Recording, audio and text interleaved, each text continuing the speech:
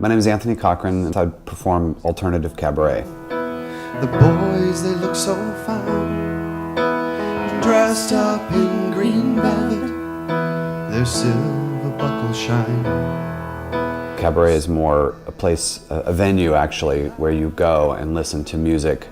You hear the lyrics, and you kind of expect to be taken on a journey and really listen to a story being told. Down where the drunkards roll.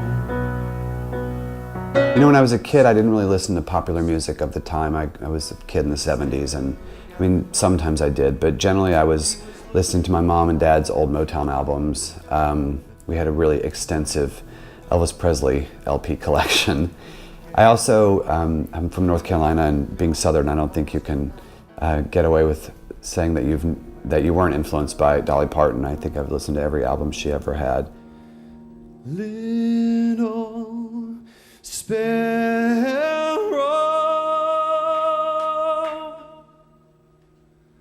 little sparrow. Grew up sitting in front of the TV on Saturday night, watching her sing I'll Always Love You at the end of her show every week. I used to ride around with my dad in his truck, and we'd listen to really old school country music. Conway Twitty, Loretta Lynn, Dolly Parton again. You would ask him why he let you love in vain, but you are not some little sparrow. You are just the broken dreams of a cold, false-hearted lover and his evil cunning scheme. Little sparrow, precious, fragile little thing. I guess the most influential person in my music career thus far is Melissa Cross, and she's my vocal coach. I worked on her DVD, The Zen I'm Screaming, which she created. I was the set designer on the first one. And you know, the work that I've done with her is, I sometimes say, it's probably 80% therapist and 20% vocal coach. When I started working with her, I could not approach a microphone. You know, when Anthony Cochran came to his first lesson, he was really shy. So the natural thing I did was I put a mic in front of him. I was terrified of the microphone. And he freaked out. He freaked out. I wasn't terrified of the idea of performing, but I could not step up to it. It took her a long time to get me comfortable with that. When he finally did, it was absolutely gorgeous. Shady Grove, my little love. Shady Grove, I know. Shady Grove, my little love. I'm bound for Shady Grove. The most important thing that she's done for me is help me understand that I don't need to sound like anybody else, that I shouldn't sound like anybody else, that whether my voice is amazing or not, it should be my voice. And if I'm singing someone else's song, even if I'm singing their exact arrangement, it still has to be my sound and my story and my emotions. There's nothing I can do to keep from crying when he calls your name, Joe. I've been blessed to work with Melissa, and now call her a friend, and hope to work with her and be friends with her for a very long time.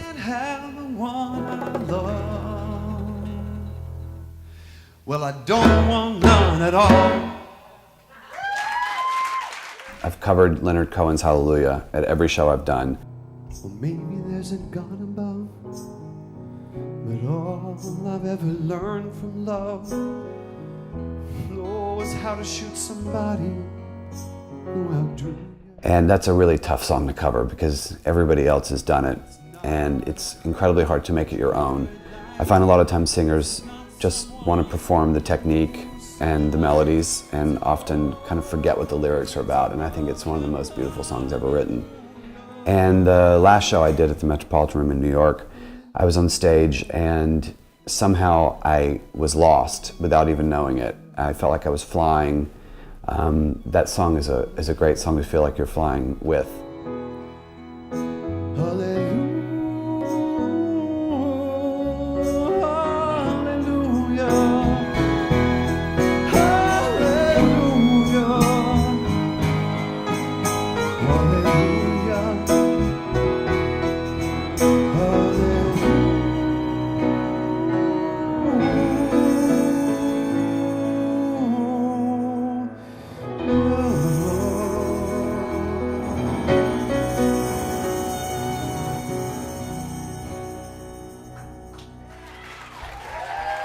You know, I got really lucky when I started performing. I was very nervous that I was going to have incredible stage fright because you hear about it so often from, you know, mega performers. And I walked out, I was behind the curtain before I walked out on stage, and I just said to myself, you just have to let it go and do this. This is what you've been wanting to do your whole life, so don't let anything stop you. And when I walked out on stage, you know, there was a couple of moments of terror.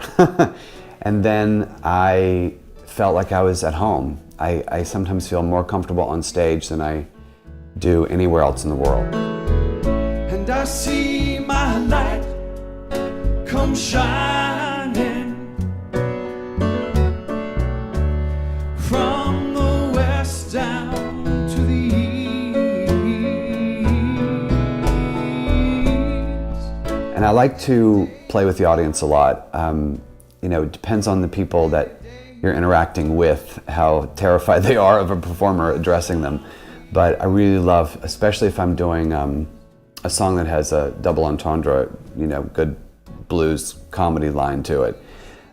It's great to play with the audience. Now you see, I own a furniture store.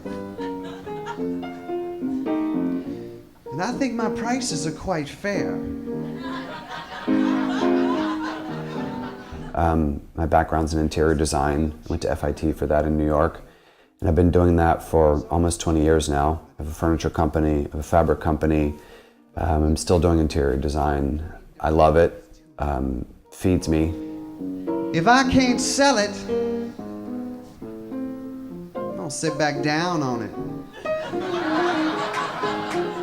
I'm not gonna give it away. And if you want it, darling, you're gonna have to buy it. And only darkness every day. I would love in the next several years to find a dedicated following in the cabaret world, especially in New York. Well, I wonder this time where you gone. And I wonder if you gone to stay. There ain't no sunshine when you're gone, and this house just ain't like home every time you go away. And I know. So, you know, I don't really know what the future holds, but I hope that people will continue to help me sell out my shows and tell their friends about it and eventually buy a CD or download it on some website. So we'll see. Anytime you go